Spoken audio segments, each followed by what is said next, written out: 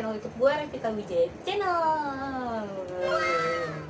Oke, kali ini gue ingin minta maaf kalian karena gue udah sekitar 2 minggu lebih kayaknya nih gak bikin video.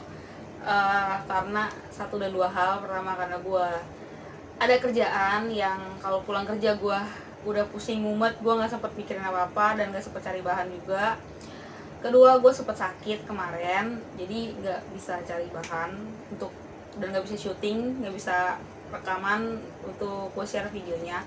Nah, kali ini gue ingin bawain suatu cerita yang tadi itu gue mau bahas tentang tragedi kapal Sewol yang ada di Korea Selatan nih. Cuma gue pikir kan udah banyak youtuber, ada beberapa youtuber yang udah bawain cerita ini juga kan. Kalau gue bawa cerita lagi ngapain, karena kalian juga pasti udah tahu juga cerita dari mereka. Dan emang kalau gue bawain pun ceritanya pasti sama, kurang lebih sama kayak mereka. Jadi kan kalian juga nggak menambah informasi apa-apa buat kalian karena kalian udah tahu gitu. Nah, kali ini gue ingin bawain sesuatu hal yang memiliki tragedi serupa dengan tragedi kapal Sewol yang ada di Korea Selatan, tapi terjadi di Indonesia nih, negeri kita sendiri. Jangan sampai kalian tahu kasus-kasus yang ada di negara lain tapi negara kalian sendiri kalian nggak tahu nih, atau mungkin udah tahu. Jadi gue tambahin aja deh biar kalian juga makin tahu ceritanya atau case-nya kurang lebih kayak gimana. Nah, di sini ada 2 cerita yang gue mau bawain, yang gue nggak tahu sih, gue nemuin cuma 2. Cuman kalau emang ada ya kasus yang serupa tapi gue nggak bawain, kalian bisa tulis di kolom komentar biar gue juga tahu, dan atau orang yang nonton video ini yang nggak tahu bisa jadi tahu kayak gitu. Nggak usah berlama-lama lagi, yuk kita masuk ke ceritanya. Yang pertama itu adalah KM Sinar Bangun. KM Sinar Bangun tuh dia tuh termasuk dalam jenis kapal Roro. Nah, kapal Roro itu adalah singkatan dari roll in roll out. Nah, jadi tuh si jenis kapal ini tuh kayak mengangkut kayak antar pulau aja sih. Dia tuh emang ngangkut spesial kayak kendaraan-kendaraan orang, terus buat ngangkut orang yang nggak terlalu gede banget kayak kapal Sewol, nggak. Jadi kayak middle lah, nggak terlalu besar, tapi dia bisa masuk orang, dia bisa masuk kendaraannya juga kayak gitu. Cuman sebenarnya idealnya setiap kapal tuh ada manifest atau data-data yang sebenarnya dilaporkan ke ke pemerintahannya sih, kayak ke pemerintahannya atau petugas yang mengatur itu, kayak data penumpangnya emang harusnya kapasitasnya berapa dan dia harus mengangkut apa aja dengan jumlahnya tuh sebenarnya standarnya berapa banyak, dan harus didaftarkan kepemilikannya kapal tersebut. Terus kayak standar ngangkutnya berapa orang, dan setiap kali ada penumpang naik itu harus data penumpangnya, data berapa orang yang naik saat kapal itu ingin berlayar gitu. Harusnya tuh sebenarnya datanya tuh sebenarnya harusnya pemilik kapal atau nahkodanya itu mendata. Bener nih, pendata setiap kali ada orang naik, nah terus sampai turun, nah terus kalau naik lagi berapa orang, sebenarnya harusnya didata supaya jelas juga nih yang naik berapa orang dan siapa aja yang naik, dan kapasitasnya juga udah berapa banyak nih, overload gak. Sebenarnya sih harusnya idealnya kayak gitu. Cuma kan kadang bandel gitu loh, kayak kalau masih bisa muat aja, dan kadang tuh kayak impit-impitan supaya biar bisa masuk ke dalam kapal itu gitu. Jadi ya udah pokoknya secara sembarangan deh tanpa memikirkan keselamatan. Yang diangkut tuh bukan benda mati, itu manusia semua gitu. Jadi kayak keamanannya kurang terlalu dipentingkan sih sama pihak pemilik kapal kayak gitu. Nah, kalau yang di kasus si KM Sinar Bangun ini, KM Sinar Bangun ini tragedinya itu terjadi tanggal 18 Juni di tahun 2018. Belum lama ini sih, berarti 2 tahun yang lalu ya. Kalau kapal Sewol kan 2014 tuh, udah lama banget. Nah, kalau yang di KM Sinar Bangun ini itu di 2018 ini. Jadi tuh sebenarnya si kapal KM Sinar Bangun ini, KM Sinar Bangun itu singkatan dari kapal motor Sinar Bangun. Nah, jadi disingkat KM Sinar Bangun ya. Oke, si kapal motor si KM Sinar Bangun ini sebenarnya itu kapasitas penumpangnya cuman 43 orang. Tapi nih dia tuh ngangkut 188 penumpang. Nah, lo kalian sendiri deh berapa kali lipat dari standarnya dia tuh harusnya kapasitasnya tuh berapa orang, ya kan? Dia malah ngangkut 188 penumpang. Nah, rutenya si KM Sinar Bangun ini sebenarnya adalah KM Sinar Bangun berlayar dari pelabuhan Simanindo di Kabupaten Samosir.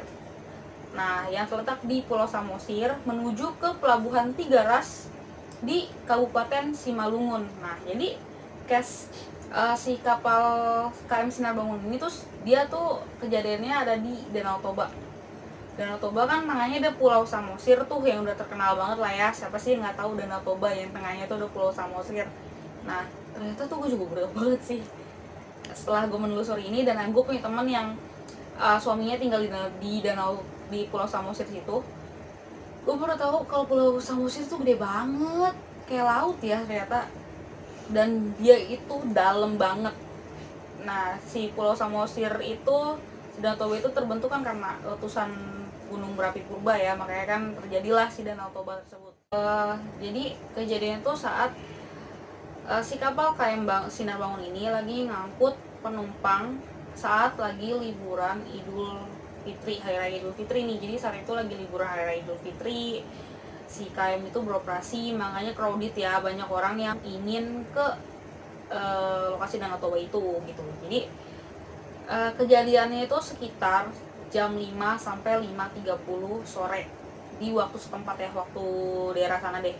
Nah, laporan kan tadi gue bilang di awal, aturan tuh dia cuma muat 43 orang, tapi dia muat 188 orang. Nah, sebenarnya 2 jam sebelum kejadian ini, Badan Meteorologi dan Geofisika tuh sebenarnya udah nginfo ini ke kapal-kapal daerah sono gitu. Jangan deh berlayar dulu ya, kayaknya cuaca lagi buruk nih, kalau bisa jangan berlayar kayak gitu. Cuma nih bandel banget nih, mungkin kayak lagi suasana liburan kayak gini, ini kan lagi ngeruk-ngeruk duitnya gitu kan, banyak yang mau naik juga gitu, banyak wisatawan, kenapa nggak dimanfaatin gitu. Ya udahlah, cuaca paling kayak gini-gini doang, kayak gitu kali mikirnya. Gue nggak tahu saat itu si kapten kapal tuh mikir kayak gimana, gue nggak paham. Tetaplah dibawalah tuh penumpang ya kan. Nah, terus saat itu tuh ceritanya gini, menurut saksi mata yang selamat dari musibah itu menuturkan bahwa kapal berlayar saat cuaca hujan, berangin, dan ombak tinggi. Gue baru tahu lagi kalau di Danau Toba itu ada ombak. Gue agak baru tahu tuh, ternyata emang itu modelnya kayak laut dong ya berarti ya. Nah, saat itu hujan berangin dan ombaknya tinggi. Saksi mata lain juga menuturkan kalau kemudi kapal juga tersentak saat musibah. Terus kapal tersebut terombang-ambing setidaknya 3 kali sebelum berbalik ke arah kanan dari berlayarnya kapal. Kapal tersebut tenggelam 22 menit setelah bertolak dari pelabuhan Simanindo. Korban selamat juga menuturkan bahwa para penumpang berteriak dan berjuang untuk keluar dari kapal secepat mungkin. Ada beberapa orang yang bonyok juga karena terinjak-injak oleh penumpang lain yang tahu lah ya, kalau lagi panik tuh pasti dia nggak mau orang tuh kadang nggak mikirin nyawa orang lain, tapi memikirkan gimana gue selamat. Tapi bodo amat orang lain mau gimana, gue injek juga bodo amat, yang penting gue nggak mati. Ini itu yang terjadi, itu secrowded itu. Sampai ada seorang wanita korban yang selamat juga menuturkan bahwa dia telah mencoba nih menyelamatkan anaknya, tapi nggak bisa, dia gagal karena anaknya udah keburu keinjek-injek sama orang. Dia nggak keburu nyelamatin anaknya keinjek-injek dan dia selamat. Sedih banget gak sih? Dia selamat, dia pengen nyelamatin anaknya dan nggak bisa karena anaknya udah keburu keinjek-injek ke orang lain, karena orang lain tuh ingin mencoba menyelamatkan dirinya lalu memikirkan keselamatan orang lain, dan anak kecil injek-injek. Nggak ngerti sih gue saat itu, kalau gue di posisi kayak gitu gue kayak gimana. Gue akan jadi orang injek-injek juga kah, atau gue keinjek-injek, gue nggak tahu deh, gak kebayang sih. Nah terus ada juga orang yang sempat rekam video kalau ada juga penumpang yang berusaha untuk naik ke lambung kapal uh, untuk menyelamatkan diri. Terus di situ juga banyak terdengar teriakan orang-orang yang mencoba untuk kayak minta tolong, dan banyak juga yang nangis ya di rekaman video itu. Nah jadi tuh ceritanya di KM Sinar Bangun ini dalam proses evakuasi itu mengalami kendala nih teman-teman. Mengalami kendala kenapa? Karena kedalaman si Danau Toba ini juga dalam banget ya, 450 meter. Nah jadi evakuasi itu terstop. Pertama karena bisa tapi lama, memerlukan waktu yang sekitar setahun atau 2 tahun, dan biayanya mahal. Jadi pemerintah tuh punya 2 opsi nih. Gini, kendala evakuasinya itu adalah tim evakuasi sulit menemukan teknologi pengangkut bangkai kapal di kedalaman 450 meter. Opsi tim evakuasi terbatas karena Danau Toba itu berada di dataran tinggi, bukan di daerah perairan laut. Jadi mungkin metode kalau di laut dan di danau yang dalam kayak gitu tuh metodenya mungkin berbeda ya, yang gue juga nggak gitu paham gimana metodenya. Cuman ada beberapa opsi nih yang dimiliki oleh pemerintah, ya kan. Pertama, melakukan saturate diving, metode selam dengan bantuan gas campuran di kedalaman lebih dari 30 meter. Ingat, lebih dari 30 meter, tapi belum pernah ada yang mencoba sampai ke 450 meter. Kan ini emang dalam banget. Gue nggak ngerti sih kalau sampai ada penyelam yang bisa menyelam sampai ke 450 meter dalamnya, yang apa ya, di kedalaman 450 meter tuh juga cahaya katanya nggak tembus gitu. Jadi kayak cahayanya, tembusan cahaya juga udah beda, nggak sampai ke dasar situ. Jadi apa ya, menghambat evakuasi dan emang nggak bisa jadinya, ya kan. Kedua, pakai robot nih, yaitu remotely operated underwater vehicle atau ROV, ya kan. Namun keterbatasan gerak, manuver, dan ukuran yang besar membuat keduanya tidak serta-merta cocok untuk mengevakuasi korban. Jadi kan pakai robot yang karena dalamnya 450 meter, sedangkan yang dari yang gue baca dia tuh cuma pernah dicoba sampai 320 meter paling dalam, belum pernah coba lebih dari itu, dan itu juga pernah dicoba sekali doang loh, dan belum pernah coba lebih dari 320 meter itu. Nah jadi kayak agak kesulitan juga untuk mengevakuasi korban. Jadi sebenarnya kan total penumpang tuh ada 188 orang. Nah 164 itu hilang karena tenggelam, 21 orang itu selamat, dan 3 orang meninggal. Mungkin meninggalnya pas dia mungkin ngapung kali ya, meninggal, makanya bisa dievakuasi.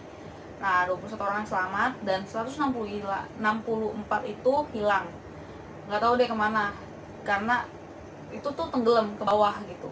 Tapi nggak dibilang meninggal, nggak dibilang tenggelam aja gitu. Mungkin ya hilang karena nggak bisa dievakuasi. Nah itu jumlahnya 164 orang. Untuk orang-orang korban-korban dari KM Sinar Bangun, aku mengucapkan turut berduka cita ya untuk keluarga yang ditinggalkan. Semoga diberi kesabaran dan dikuatkan kayak gitu. Untuk orang-orang yang sudah tiada, ya semoga amal dan ibadahnya juga diterima di sisinya kayak gitu. Lanjut ke case yang kedua. Yang kedua kali ini yang kedua tuh kejadiannya nggak gitu jauh ya dari yang si KM Sinar Bangun.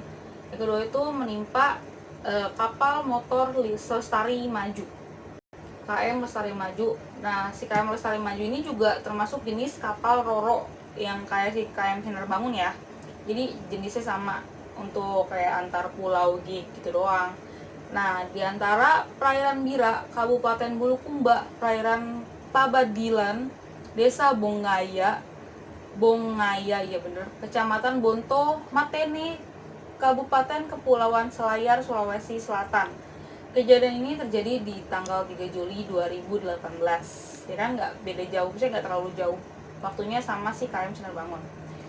Nah, jadi tuh si kapal ini berlayar jam 9 pagi, tapi diundur nih karena cuacanya buruk. Jadi berlayarnya jam 10 pagi. Nah, kapal mulai oleng saat jam 14.30 atau jam setengah 3 sore ya. Ketika mesin mati, kapal tuh terombang-ambing di laut. Akhirnya kapal tersebut karam 300 meter dari pantai Pabadilang, Selayar. Nah, terus setelah berlayar 15 menit nih kejadiannya, si kapal tuh mengalami kebocoran lambung yang menyebabkan air tuh masuk ke lambung kiri kapal. Nah, saat itu nakoda ceritanya berinisiatif mencoba mau menepikan nih kapal ke pulau terdekat dari si kapalnya mulai oleng nih, ya kan? Cuman karena mesin kapalnya rusak ditambah cuacanya yang juga masih buruk ternyata, menyebabkan kapal tuh udah keburu tenggelam sebelum mereka tuh mencoba untuk mencari pulau terdekat di pas saat kapal oleng kayak gitu. Nah, kapal ini juga diketahui pernah dipakai untuk mengangkut barang. Cuma kapal ini sebenarnya memiliki surat manajemen yang dikeluarkan tahun 2018 di 12 Januari dan berakhir di 25 Juni. Jadi sebenarnya kapal ini surat izinnya udah habis nih, tapi dia masih boleh berlayar kayak gitu. Nah, jadi tuh pada updatean terbarunya terjadi 36 orang tuh tewas karena kejadian kapal karam ini ya, kapal tenggelam ini.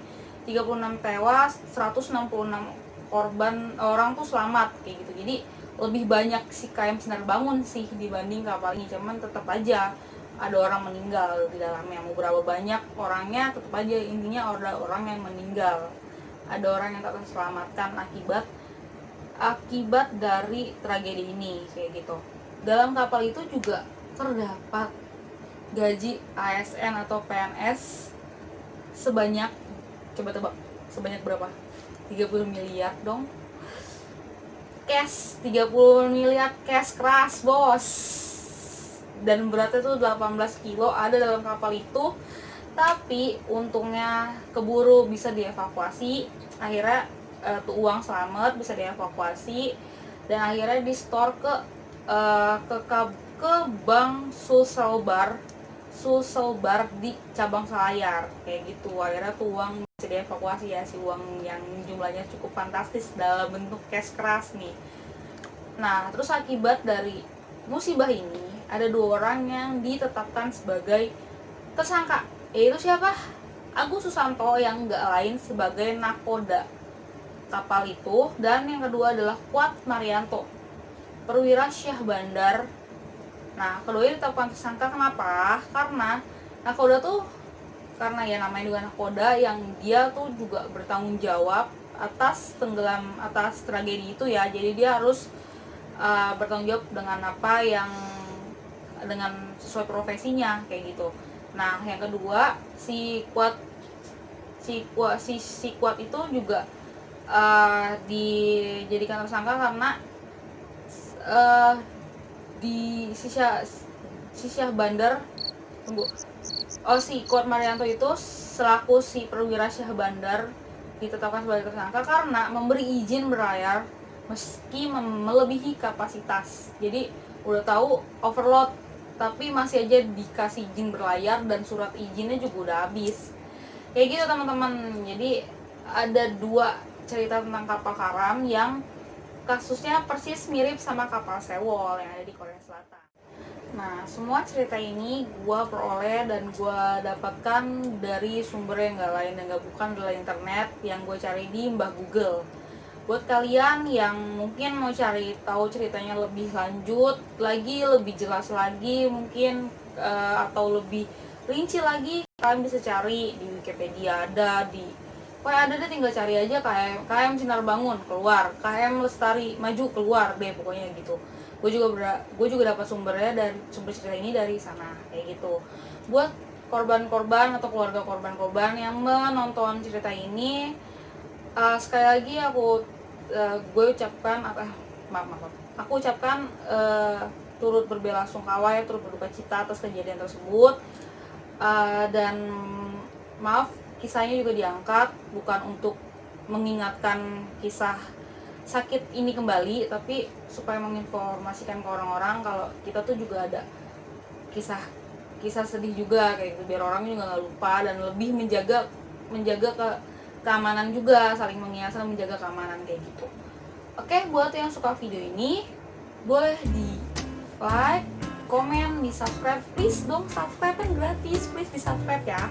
Terus di like, comment, subscribe, di share kemana aja, dan juga jangan lupa di klik tombol notifikasinya supaya kalau gue upload video kalian tahu. See you next video, bye bye.